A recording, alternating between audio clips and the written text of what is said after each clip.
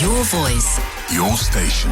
Your open line. Walk the talk with Clement Manyathela on 702. 21 minutes after 9 o'clock. All right. The U.S. Ambassador Ebrahim Rasool is coming back home. There are comments that he made a couple of days ago that led to his expulsion. If you missed it, here's what he said. I think what Donald Trump is launching is an assault on incumbency, those who are in power, by mobilizing a supremacism against the incumbency at home, and I think I've illustrated abroad as well. So in terms of that, the supremacist assault on incumbency, we see it in the domestic politics of the great, again, movement as a response, not simply to a supremacist instinct, but to very clear data that shows great demographic shifts in the USA, in which the voting electorate in the USA is projected to become 48% white, and that the possibility of a majority of minorities is looming on the horizon. And so that needs to be factored in so that we understand some of the things that we think are instinctive, nativist, racist things. I think that there's data that, for example, would support that would go to this wall being built, the deportation movement, etc., etc. So I think I mentioned that. Yeah, so he was speaking during a webinar with Mistra, and I think what he said was undiplomatic. I think it's an own goal. He basically said that Trump was leading a white supremacist movement in America and the world. Whether you agree with what he said or not, that is considered a breach of diplomatic protocol for an ambassador to publicly comment on or pass judgment about the internal affairs of the host country. Diplomacy relies on tact, on neutrality, on respect for sovereignty. Ambassadors are there to represent their own nation's interest. They're there to foster relations. They're there to navigate the different difficult issues discreetly, not to critique the host government or its policies, especially doing so openly.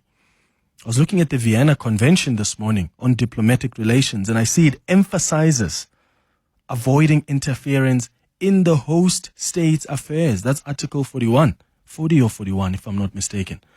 So I think he crossed the line, more so because he's dealing with President Donald Trump's administration.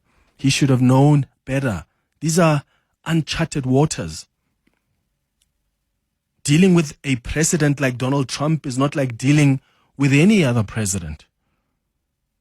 So I think he should have been more cautious of what he says, because this administration has been wilding. It's waiting for our ambassador to make a mistake and they will run with it. But as an ambassador, you can't attack a sitting president of your host country. That's part of training as a diplomat, even the language that you use. And I think that's why our government isn't fully going on defense mode for him. Have you realized?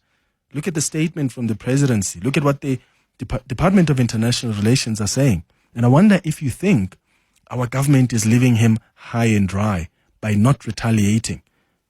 How do you think the government should be retaliating? I mean, we didn't expel the U.S. ambassador to South Africa when he lied about South Africa giving arms to Russia to use in Ukraine, did we? And I say lied because that's what government effectively found in its investigation. That whatever Ambassador Bridget said didn't happen. Instead of expelling him, what did we do? Then Minister Naledi Pandor invited him over and he was simply reprimanded. And the president at the time chose this is a constructive approach that we must take because it's going to let South Africa remain engaged with the US. Sure, that's great, but that's not the courtesy that we're being afforded now. In this case, they've just expelled him. And I hear that he was on the verge of engaging with strategic officials in the Trump administration. But let's be honest, they were already watching him like a hawk. Remember, this is a man who's always been vocal about his support for Palestine. That's the man who still supports Palestine. He's always been clear of his views of what's happening in the Middle East. And I think at some point this was going to happen. Even if he didn't speak at this webinar, there was going to be a thing that they wait for where they're going to go, that's it, we got him. I mean, this is someone who was an incredible ambassador. Remember his first stint as ambassador to the US. He was decent. He was great. That's why he was reappointed now. And maybe this time around he failed to read the room. But also maybe this time around things were done weirdly by the host country. Because, I mean, the US is doing this expulsion in also an undiplomatic way. It's a humiliating manner. And I suspect the US just wants to make an example of South Africa. It wants to send a message, probably to the rest of the developing world, that there are consequences for challenging US interests and their international or political agenda. I think this is so much more about that than anything else. And I wonder when the next person who's appointed and their person has to go present their credentials there, will the US want to have a say? I'm not sure, in diplomatic circles how that works. And I'll ask the Department of International Relations at 10 o'clock. Are they going to want to have a say? Are they going to go and check, this person has said something, has criticized America before, therefore we don't think he's suited here in the country? It's going to be really difficult to navigate these diplomatic relations with the US. I'm interested in your thoughts on 011-883-0702. You can send a WhatsApp on 072-702-1702.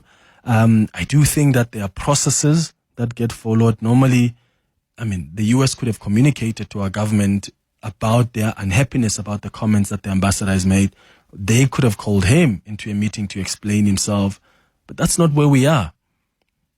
We're already dealing with hostility. That's why I'm saying, yes, it may not have been this webinar. Let's say the ambassador didn't speak here.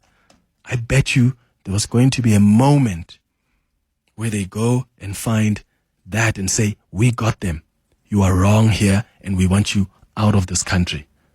This is sending our relations with the US to a completely new low. And how we respond is absolutely going to matter.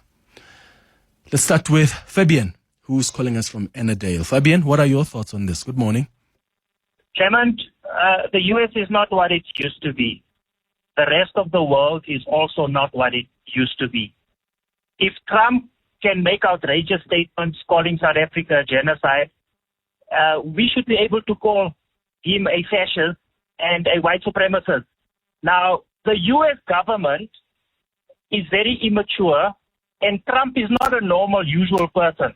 So it's not the diplomacy as usual, right?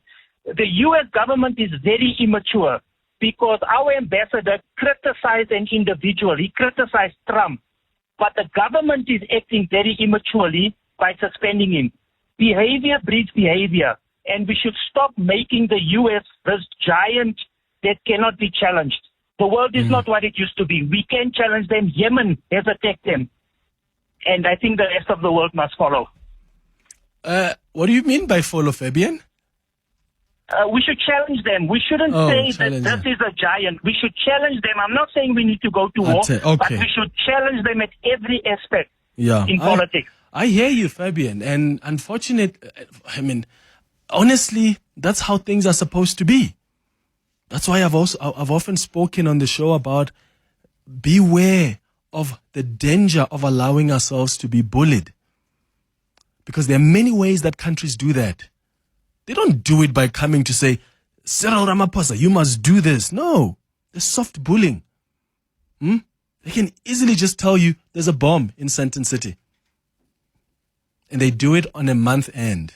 The most busiest economic time. And I'm not suggesting that's what the US has done in the past. Yeah? I'm just giving an example here. They'll say that bomb in Sandton, the middle of Sandton. That's the most busiest economic. You know what happened that weekend? People don't go shopping. The economy becomes disrupted.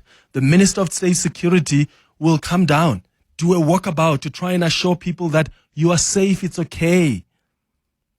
And then you hear our government say, they didn't even give us that intelligence. Why? Ask yourself that.